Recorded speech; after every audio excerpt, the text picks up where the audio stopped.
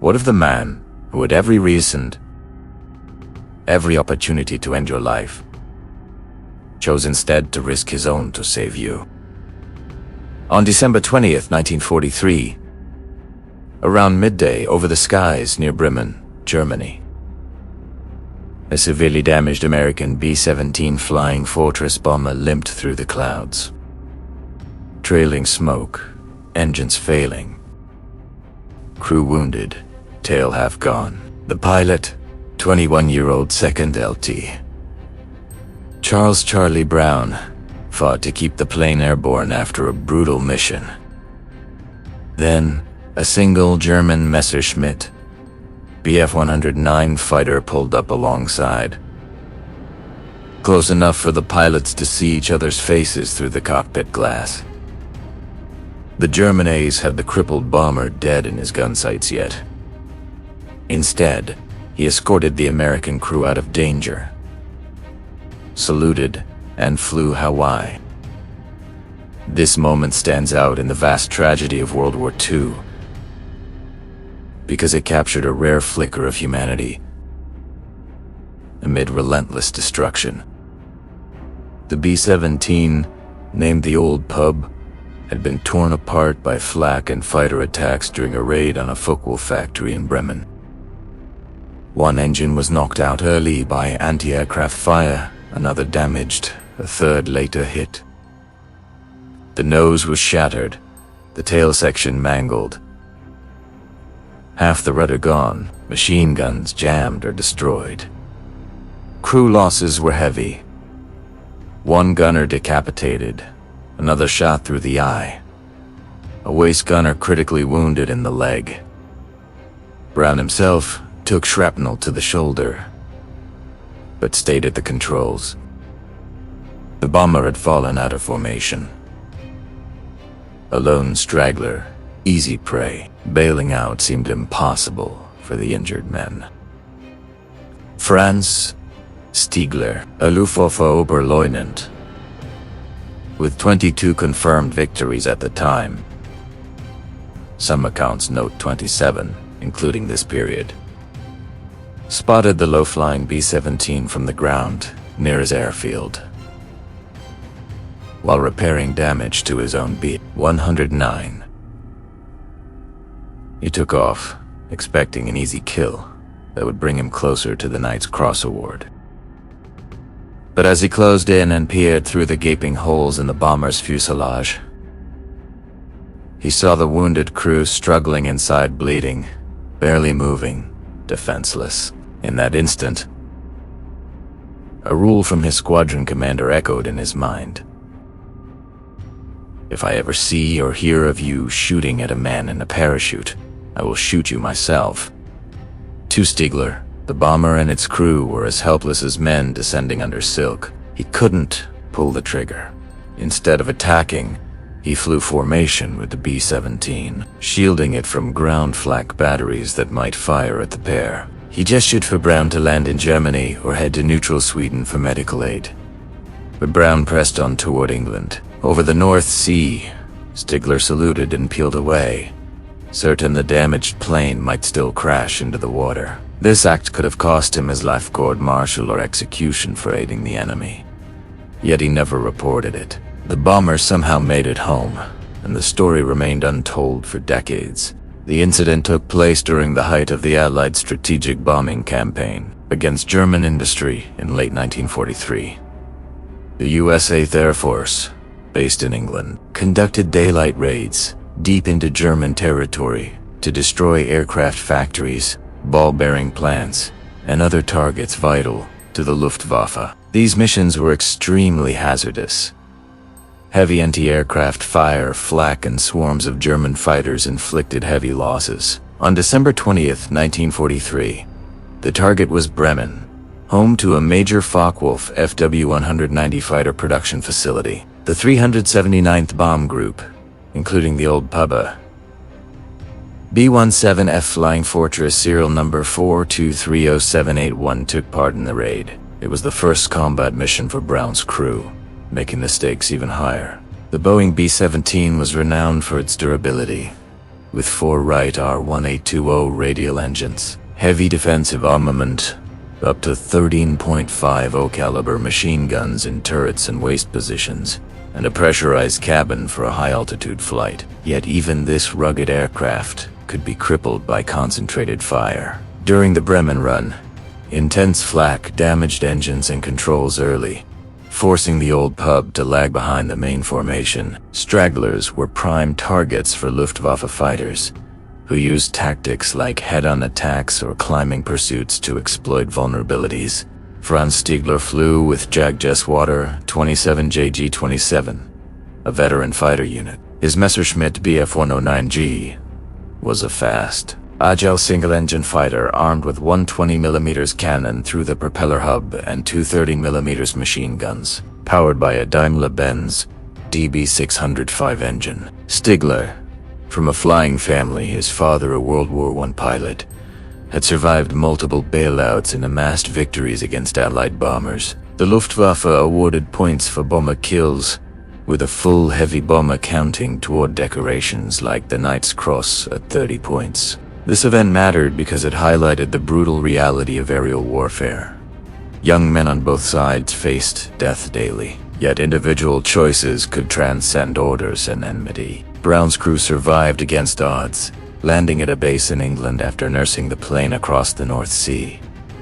The story stayed. Classified during the war, officers reportedly discouraged sharing to avoid humanizing the enemy. Braun carried the memory silently for years. In 1986, at a reunion, he spoke publicly about the mysterious German pilot. He searched records and placed notices in pilot newsletters. In 1990, Stigler, by then living in Canada, responded, confirming details that matched perfectly.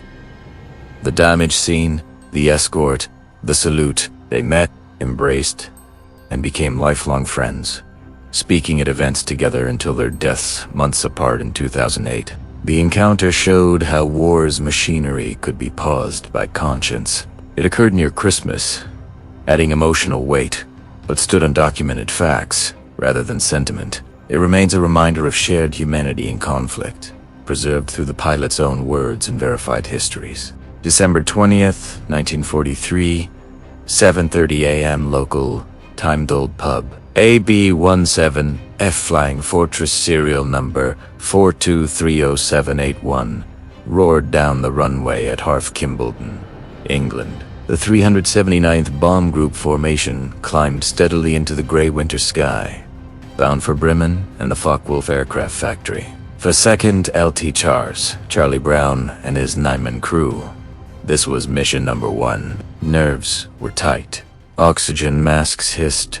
Heated suits crackled against the biting cold at altitude. They reached bombing height around 25,000 feet. The target area loomed ahead.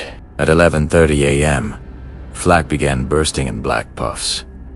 Sharp 88mm shells exploded nearby. Shrapnel tore into the right wing, severing fuel and hydraulic lines on engine number 4. It feathered immediately. Another burst damaged engine number 2. Oil pressure dropped. The bomber lurched, losing position in the tight combat box. German fighters FW-190s and Bf-109s sighted the straggler and closed in fast. Head-on attacks raked the nose. A 20mm cannon shell killed the bombardier instantly. The tail took multiple hits. Rudder cable severed. Half the vertical stabilizer gone. Tail gunner decapitated by fragments. Waist gunner Eki Ekinrud was shot through the eye and collapsed. Top turret gunner Pinkiluk took a round through the leg, bleeding heavily. Most .50 caliber guns froze, solid in the minus 40-degree air, or were destroyed. Brad felt hot metal slice his right shoulder but gripped the yoke with his left hand, fighting to maintain control. The formation pulled away, leaving the old pub alone and descending. Brown dropped to lower altitude to stay below radar and reduce fighter intercepts. The plane limped northwest at barely 150 knots, trailing smoke and glycol. Crew members dragged the wounded to the radio room floor, applying pressure dressings and morphine. The intercom was dead. Orders passed by shouting or hand signals. Oxygen masks dangled uselessly for the dead and unconscious. Near the German coast, the damaged bomber passed low over a Luftwaffe airfield. On the ground, Oberleutnant Franz Stigler of WWII 27 had just landed his Messerschmitt Bf 109 G6. After an earlier mission, a bullet had lodged in the radiator during combat. Mechanics were patching it. Stigler spotted the low smoke and B-17 crossing nearby. He sprinted to his plane, canopy still open, climbed in, and took off within minutes. He expected a quick victory, another heavy bomber kill would push him closer to the Knight's Cross. Stigler climbed rapidly, close to 1,000 yards, then eased nearer. He saw the devastation. Fuselage perforated like a sieve, tail shredded, starboard wing leaking fluids. No defensive fire. Through the gaping holes he glimpsed crew members slumped over guns or moving slowly, bandaging wounds. The nose plexiglass was shattered. Blood streaked the interior. His finger rested on the trigger of the 20mm MG-151 cannon and twin 30mm MG-131 machine guns. Then a memory surfaced, his squadron commander's words after a pilot had strafed a parachuting airman. "If I ever see or hear of you shooting at a man in a parachute, I will shoot you myself."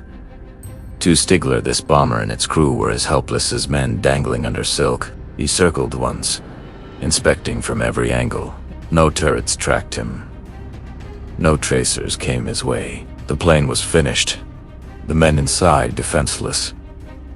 He could have ended it in seconds. Instead, he throttled back, slid into formation on Brown's left wing, close enough for cockpit-to-cockpit visibility. Brown, bloodied and exhausted, turned his head and saw the German fighter. His remaining crew tensed. One gunner tried to swing the dorsal turret, but the mechanism jammed. Stigler raised his hand, no attack. He pointed downward, repeatedly, "Land here, in Germany.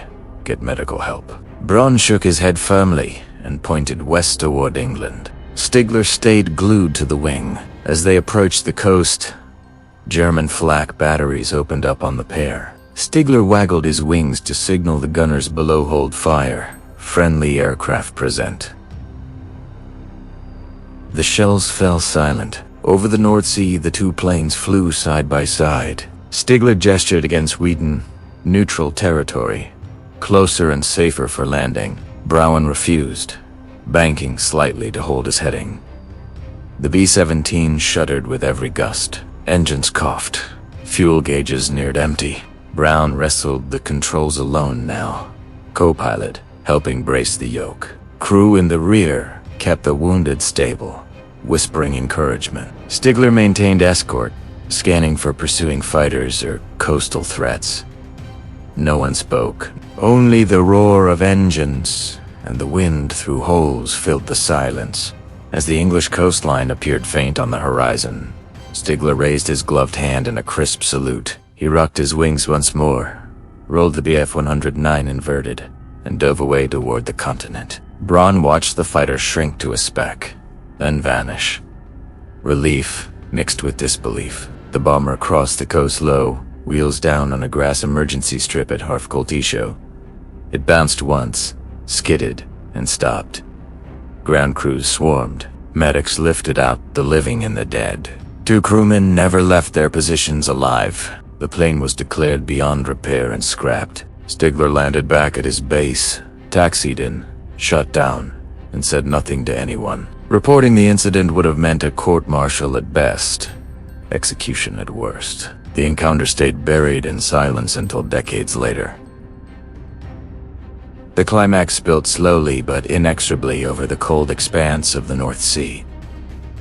As the crippled B-17, the old pub, and the lone Messerschmitt Bf-19 flew wingtip to wingtip into the gathering dusk of December 20th, 1943. Franz Stigler held station on Charlie Brown's left side, no more than 50 feet away at times, engines thrumming in uneasy harmony. Brown, shoulder throbbing, blood soaking. His flight jacket kept both hands locked on the yoke, while the co-pilot braced the controls from the right seat. The bomber, shuddered with every gust. The remaining engines numbers 1 and 3 coughed and protested. Oil pressure flickering dangerously low.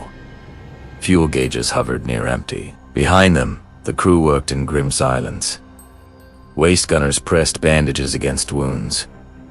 The radio operator cradled the unconscious top turret gunner, and morphine syrettes were passed hand to hand. No one spoke of the German fighter shadowing them. The sight of its black crosses filled the shattered cockpit windows like a ghost. Stigler scanned the horizon constantly, wary of other Luftwaffe patrols or coastal flak that might mistake the pair for easy targets. He gestured again, open palm downward, then pointing toward the faint outline of Sweden on the northern horizon. Neutral ground. Closer landing fields. Hospiters waiting. Braun met his eyes through the canopy and shook his head once. Resolute. He pointed straight ahead, west toward England. The message was clear. Home or nothing. Stigler nodded slightly, accepting the choice without argument. He stayed glued to the wing, shielding the bomber from any ground fire that might rise from German coastal batteries below. The two planes flew on, a fragile alliance against the wind and the waves. Tension peaked as the English coast appeared as a thin gray line ahead. Brown's vision blurred from blood loss and exhaustion. The altimeter read barely 1,000 feet. The bomber was sinking inch by inch, controls growing heavier with every mile. Stigler saw the struggle, the way the wings rocked unevenly, the way smoke still trailed from the feathered engines. He knew the odds. A ditching in the freezing North Sea would kill everyone aboard within minutes. Yet he did not abandon them. Instead, he rocked his wings gently, a final signal of farewell. Braun lifted a gloved hand in weak acknowledgement. Stigler raised his own hand in a crisp salute, held it for a long moment, then rolled the Bf-109 sharply to the right. The fighter inverted, dove toward the sea, and disappeared into the haze behind them. Braun turned his full attention to the emergency landing. He radioed ahead on the emergency frequency. Mayday, Mayday. B-17. One engine out. Wounded aboard. Requesting priority landing. RAF Coltisho responded immediately, vectoring them to the grass emergency strip. The bomber crossed the coastline low, skimming treetops, wheels still up. Brown lowered the gear, manualite hydraulics long gone, then fought to flare the heavy aircraft. It touched down hard, bounced once, skidded across wet grass, and slewed to a stop in a spray of mud. Engines died with a final wheeze. Silence fell, broken only by the crackle of cooling metal and distant sirens. Ground crews raced across the field in jeeps and ambulances. Medics yanked open hatches and pulled the crew out one by one. The two dead bombardier and tail gunner were covered gently. The wounded were rushed awaiting stretchers. The waist gunner with a shattered eye, the top turret gunner bleeding from the leg, others frostbitten and shell. Brown climbed down last, legs unsteady, shoulder wrapped in a hasty field dressing. He looked back at the wreck of the old pub, fuselage riddled, tail half missing.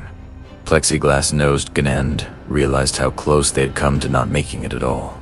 Resolution unfolded in layers. At the base hospital, Brown received treatment and rest. Intelligence officers debriefed the crew carefully. When Brown described the German fighter that never attacked, then escorted them across the sea, the officers exchanged glances. One said quietly, "Don't repeat that story outside this room. It humanizes the enemy. We can't have that." The incident was classified, buried in reports, and the crew was ordered to silence. Brown returned to combat later, completed his tour, and survived the war. The memory of the salute lingered, unspoken but vivid. Franz Stigler landed at his airfield, taxied in, shut down, and walked away without a word. He never filed a claim, never mentioned the encounter. To report mercy would have meant a court-martial, perhaps a firing squad. He flew on hundreds more missions, transitioned to the Me-262 jet, survival through the final months of the war. The event vanished into his private thoughts.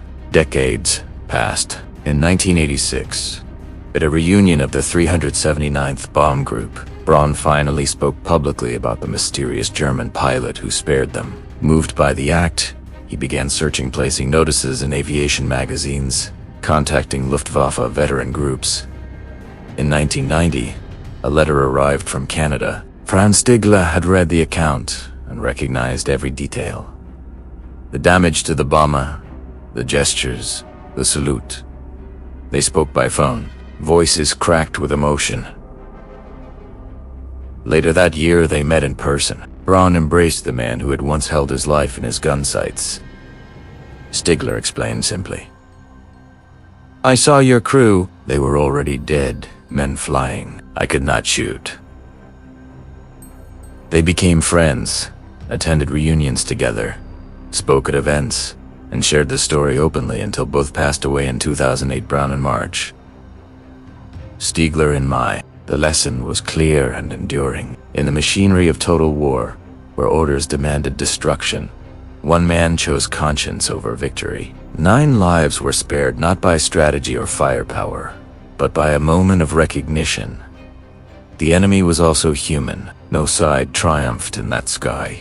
Mercy dead. The encounter left no battlefield scars, only a quiet proof that humanity can endure, even when everything else collapses. Reflecting on December 20th, 1943, this encounter reveals war's deepest tragedy and rarest grace. 2 young men, strangers locked in conflict, met in the sky, one at the controls of a dying bomber, the other in a fighter, poised to end it. Yet, mercy prevailed. Stigler's decision not to fire, despite personal gain and risk, and Braun's determination to reach home, highlight how humanity can endure even in darkness. The story, hidden for decades, emerged through persistence and honesty.